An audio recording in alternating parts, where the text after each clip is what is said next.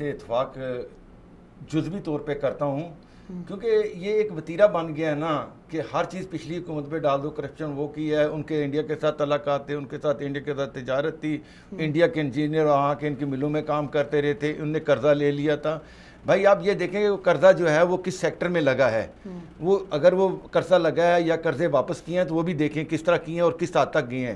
مہنگائی جو ہے کوئی خوش نہیں ہے مہنگائی سے. لیکن وہ قرضے تو کہیں روزگار بنانے پہ نہیں لگے, وہ قرضے تو میٹرو پہ بنے, اس ٹرین پہ بنے جس سے صرف لاہور کے چند فیصد لوگ سر جی نہیں, یہ تو یہ بھی آپ کی ایک جو ہے نا وہ ذرا تھوڑی سی ایک وہ سیاسی جو ہے نا یہ ایک بیان ہوتا ہے کہ یہ اجتماعی طور پہ دیکھیں جی جو سٹرکچر ہوتا ہے نا ملک کا, کسی بھی ملک کا سٹرکچر جو ہے وہ بیس ہوتی ہے.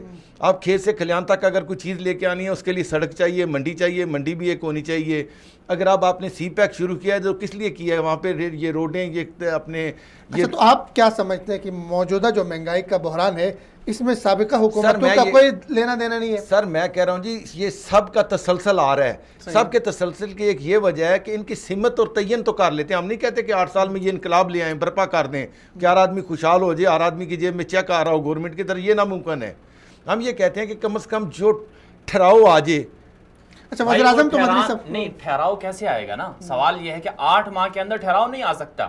تحریک انصاف کی حکومت اگر 5 سال بھی چلتی رہے تب بھی بہت ناممکن ہے کہ مہنگائی کے اندر ٹھہراؤ لے کر آ جائے.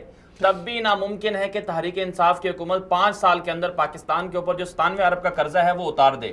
یہ ناممکن ہے.